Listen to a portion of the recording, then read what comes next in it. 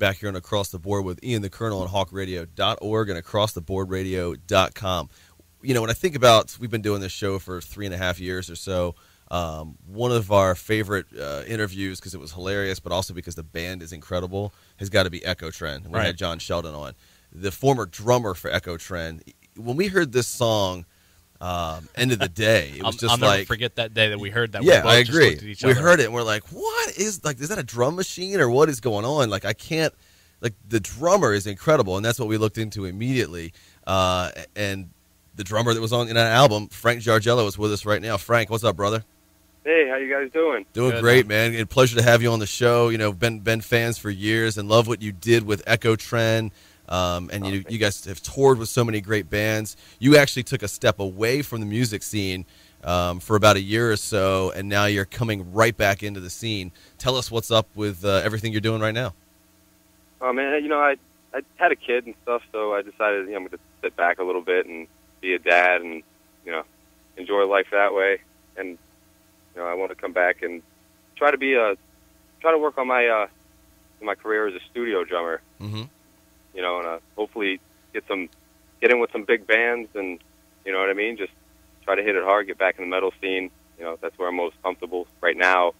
Eventually branch off into other genres, and you know, just pretty much see what happens. Now, the Colonel and I know what a studio drummer is, as opposed to you know, being in a band and touring and everything like that. But for those of our listeners who don't know the difference, can you explain that a little bit? Yeah, a studio drummer, I'd pretty much be a hired gun. You know, all these different bands would get in touch with me, say, hey, you know, we need you for an album, or, you know, we need you for touring, or, you know, a video or something. And they would call me, and I would do my job and then go home, pretty much. Unless you know, I could always find a band that you stick with. Yeah. Just, you know, that could always happen, too. Just, you know, just pretty much shopping around. Is there any particular genre you're looking to be in, or are you pretty open to that right now? I like any kind of rock, metal. You know, I'm more solid at playing that than anything else. Right. I could play almost everything. It's just that's where my home has been since, you know, I started when I was 14. So I'm probably going to try to get back into that. Maybe a little heavier than EkoTren. Okay. All right. Yeah. Because I didn't know. I asked that question because one of the drummer we know of, Dan Nelligan, formerly, he's currently still of STEM. He's actually transitioned now, and they're going to do their last show as a band, and then he's going to go and be a drummer for a country band. So I didn't know if that was kind of something you were looking into as well, or if you were trying to stick to the metal genres. I think I'm just going to stick to metal for right now, and you know, we'll see what happens. You know, the more contacts I meet and more people I talk to, and you know, branch out. You know, I want to be one of those drummers that's, you know, a household name. You know, kind of like Dave Grohl. You know, he does. Right. That guy does everything.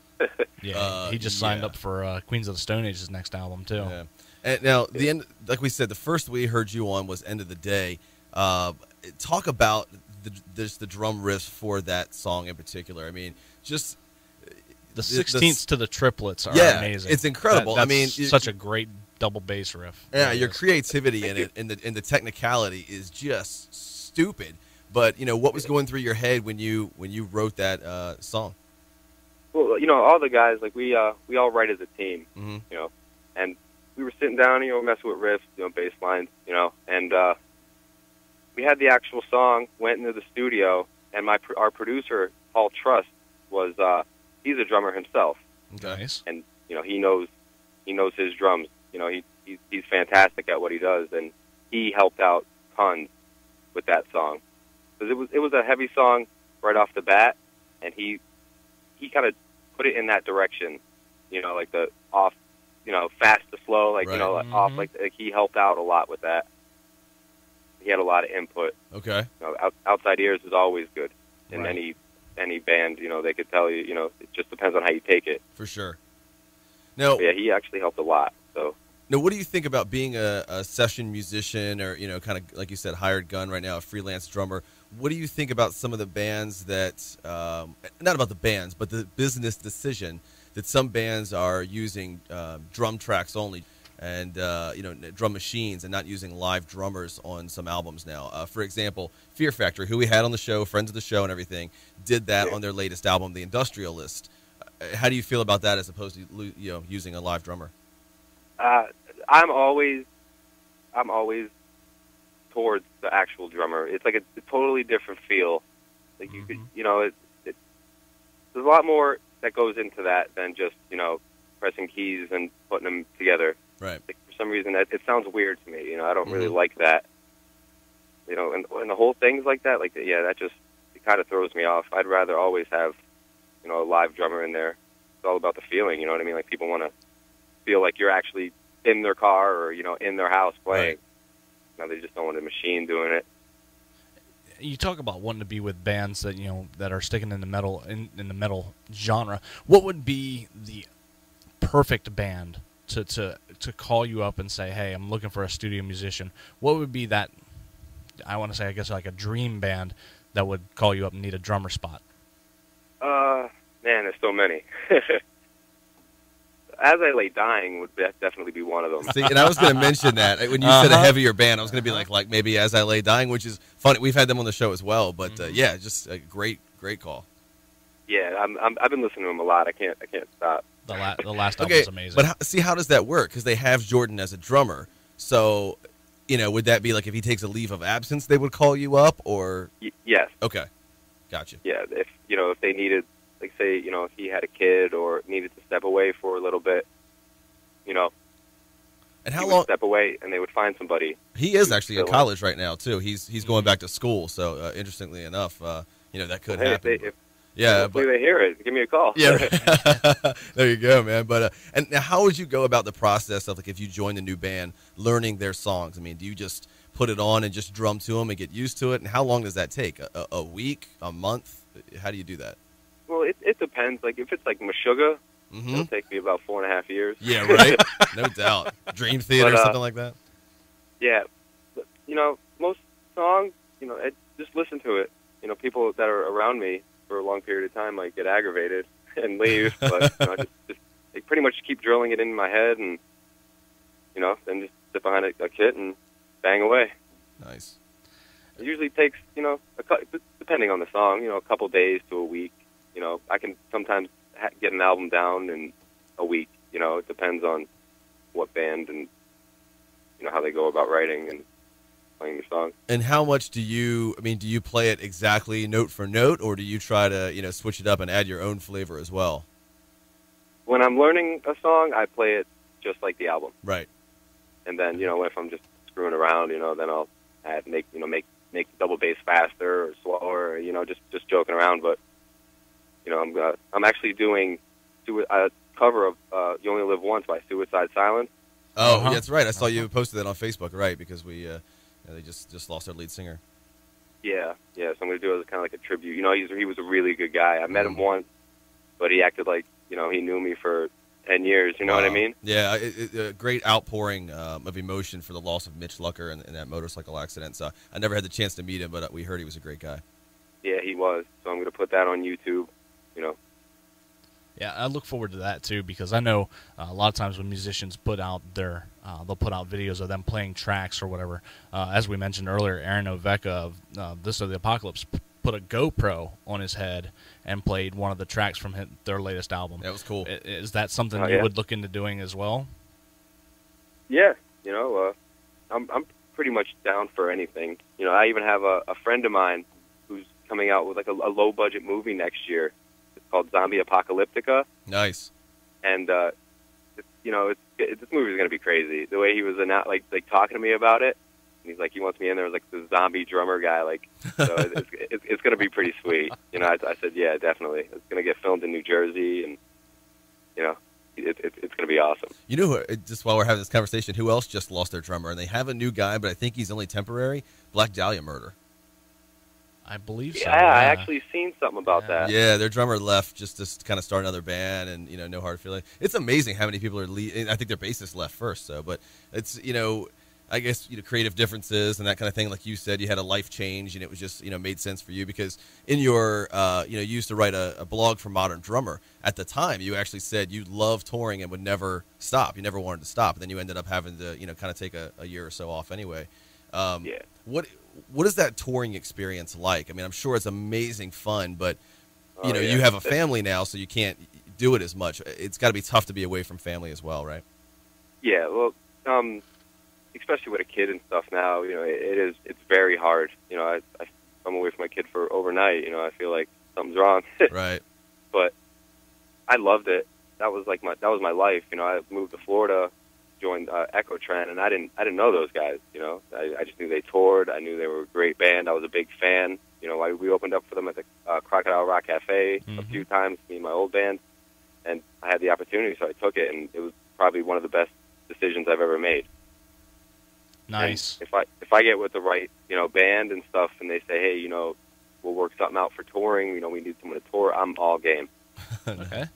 Hey, I miss it, man. I miss going out and partying and hanging out with fans and stuff like that. That's my favorite thing, is hanging out with people that I've never seen before but know so much about me. Like it's a weird feeling.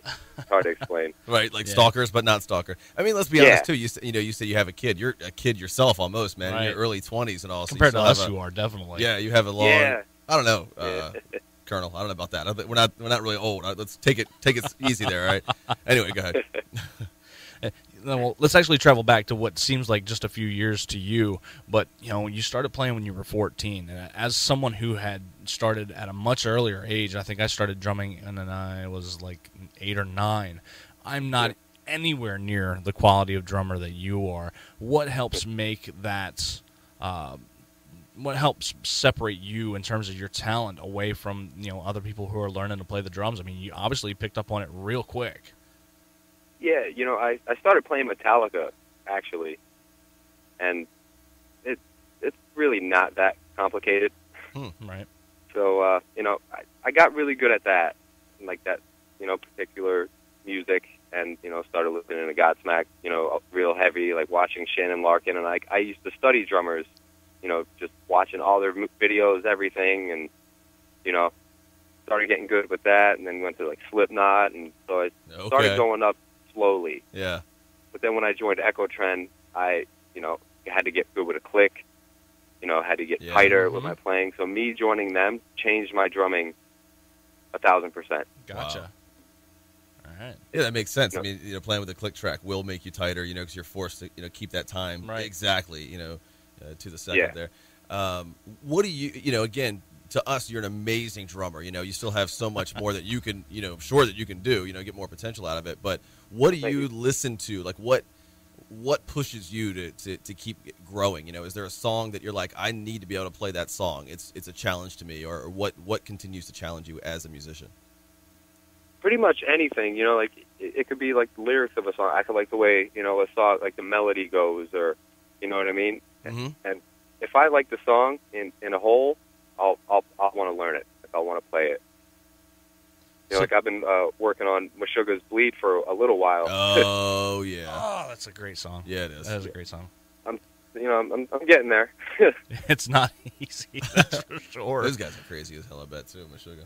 I mean, what's the one song though, other than Bleed by Meshuggah? What's another song that would be like your ultimate goal? What do you feel like is probably one of the hardest drumming tracks to get down? Which song? It's a good one. Might have stumped me on this one. That's what we do. I'm trying to think, man. And I to add to the Colonel's question, maybe it involves your kit as well. Like, could you play something that like Mike Portnoy plays because he has that kit that takes up an entire 200,000 piece kit? Yeah. Yeah, I could pretty much play whatever. Right now I'm just jamming on a 4-piece Yamaha, and with EkoTren I had the 5-piece, but I'm also working on building a how many pieces? 9-piece Mapex set. Nice. Oh wow. Yeah, it's gonna be big. The 2 bass drums, and that's gonna be that's a project in the works. It's still gonna take a little while, but. Now, how does that affect you when you're touring? Obviously when you're headlining. I mean, you're on your own tour, so EkoTren or something like that. You can take your kit with you, but like something like Warped Tour, for instance, if you were to play that, or Rockstar Mayhem Fest, something like that would probably be heavier for you guys. If you only get to play 30 minutes or some quick set like that, is that tough? I mean, do you play a kit that's already set up there because you don't have time to set up your own kit in between, or how does that work? Well, no, you'll always, most of the time, you'll always have to have your kit up there. Like Okay. the EkoTren, it was real easy. We had the whole rack system and everything. Mm-hmm. So, 2 people carry up the rack. You put the bass drum up, snare drum, hi-hat, floor tom, you're ready to play. Nice. That's good. But, if you're only going to play for like a half hour, like I would probably just use a 4-piece set. Right. Something easy that you could just grab and rip off, Easy to throw on, easy to take off. That'd be the easiest. Who knows? You might be able to get an extra song in, if you didn't have a huge drum set that you're going to, take on and off the stage and it's going to cut set time.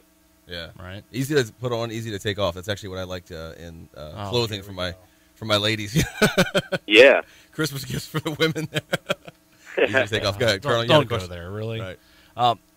Where do you see yourself in the future? I mean, obviously, I can see you being the Famous. guy that comes up with a. Famous. I could see you being like an innovator in terms of drumming, where you would do something that would cause so many other musicians to change their style because they want to be like you. Where do you see yourself in 10, 15 years? I mean, by then you'll be about our age. I'll be retired, hopefully. Oh, yeah, us too. For sure.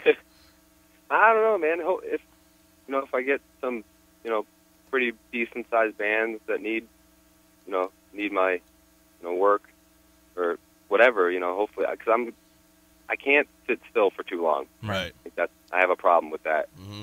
I took a little over a year off, and I'm getting the itch again. Yeah. I've been playing all the way through. I just pretty much took a break from writing and touring and all that. But I play more now than when I did when I was in EkoTren.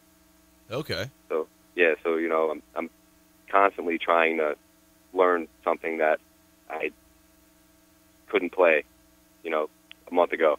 I'm really hitting it hard now, and once I get with a decent sized band, I'm just going to keep pushing, trying to get higher and higher and higher and higher, until this is my job. I want this to be what I do for the rest of my life. You I grew don't want to have 9 to 5. Yeah, right. You grew up in the Scranton, PA area. And we talked about your influences and everything, but what is the music scene like in Scranton? I've driven through there, and of course, everybody knows on TV that's fictionally where Dunder Mifflin is set in The Office.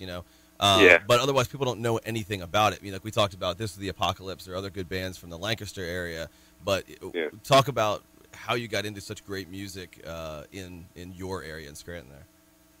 So the music scene, it's all right. It's nothing crazy, like Hollywood or anything like that. But there's not a lot of demand for heavy metal here. Okay. There is, but there isn't. Like it's such a small area. It's the same people that go to shows. The same people are in other bands. It's just.